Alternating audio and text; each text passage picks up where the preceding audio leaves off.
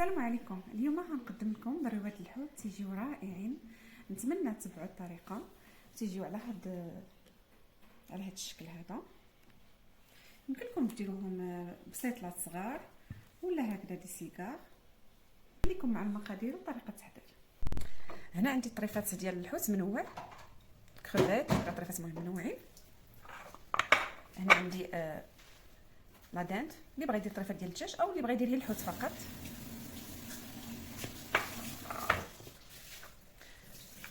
انا عندي هاد بوزرود. هنا واحد الحوته انا كبيره غنزول لها السلسو والشوك وهنخلي ديك الطريفات هكذاك. تيبقى الحوت اختياري، اللي بغى يدير شي انواع الحوت تيبقى كل واحد شنو تيبغي يدير. عندي العطريه، غنشارك معكم العطريه هي هذيك باش نجي ندير في المقله ونقول لكم العطريه. هنا عندي الشعريه الصينيه تقريبا غندير ربعه من هادو اللي غنديرهم هنايا في هاد لي بول. وفيه ديجا الماء سخون، انا مغليه هنايا القشور ديال الكروفيت باش تجي لك نسمه الحوت. نديرهم هكذا ربعه.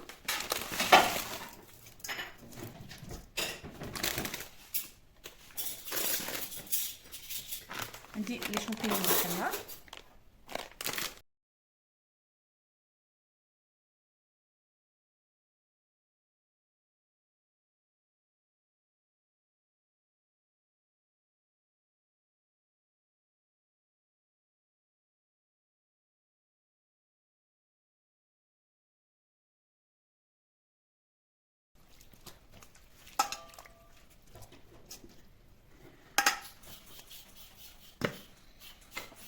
المقلات. نحاولوا نطيبوا لا داند هو الاول حتى ياخذ لنا الوقت. اما الحوته راه مبخره، يعني بخرت هذه الحوته، يعني الحوته هي غنبقيها فقط. غيبقى لنا نطيبوا هي هذا الحوت اللي بقى لنا، وهاد لا داند هي ياخذ لنا الوقت هو الاول. غنديرو ناخذ شويه ديال الزيت، نحك بعدا الثومه. هنا عندنا 3 ديال الطريصات ديال الثومه.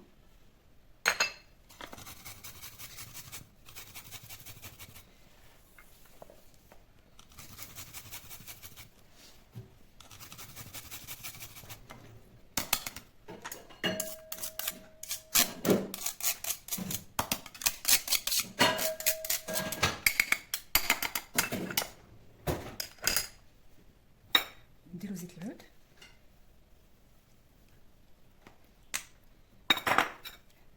معلقه الزبده،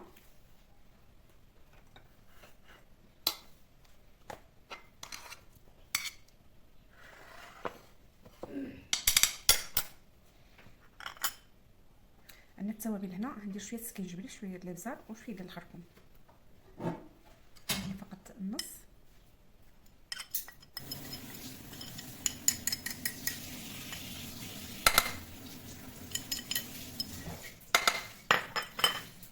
عندي هنا العطريه ديال الحوت وضمه ديال الحوت.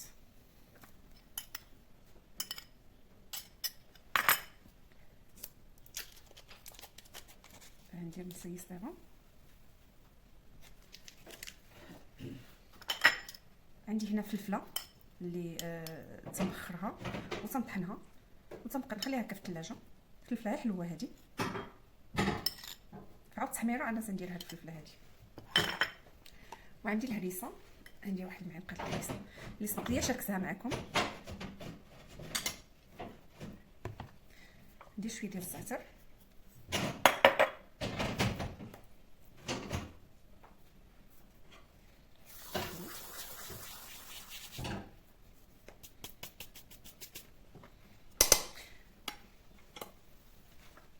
نديرو العدد.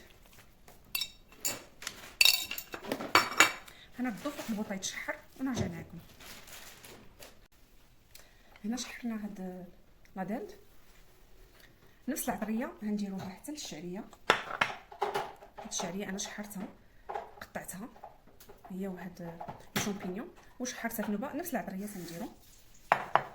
دابا غندوزو نديرو هاد البوزرود، انا غنقطعو شي شويه ومن طون نشحر معاه حتى هاد الحوت هذا. غنديرو الزبده ونفس العطريه حتى هي. غادي نزيدو معاهم كنور، شويه الزيت، المقله نفس المقله غنصاوب بها واحد شويه الزبده باش ما يجيناش كلشي ميدن.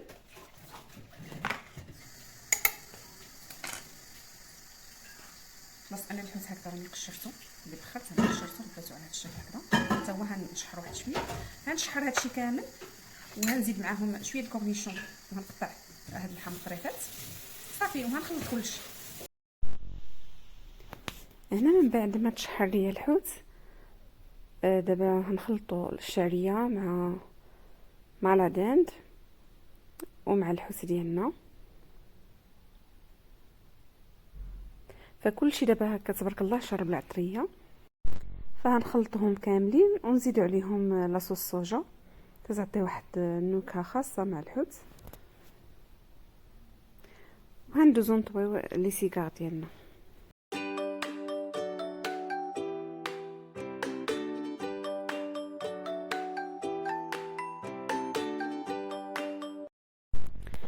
الوغ بالنسبه لهاد الورقه، انا خديت الورقه شريتها هكذا ديك اللي كبيره، قسمتها على جوج، درت لها هكا شويه ديال الزيت باش تجي مقرمشه هكذا.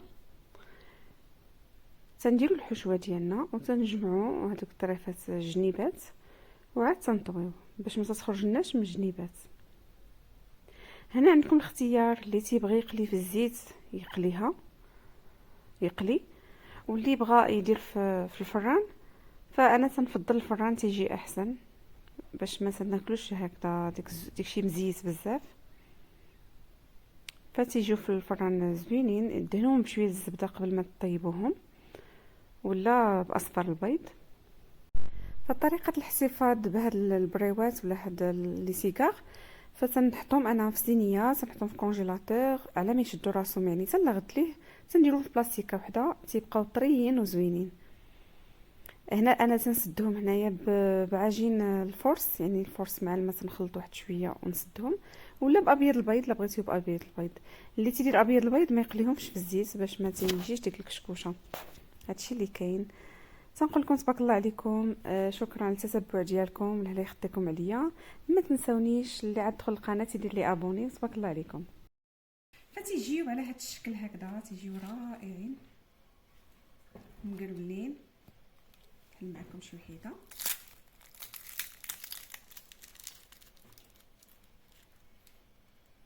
نتمنى تجربوهم وبصحه وراحه.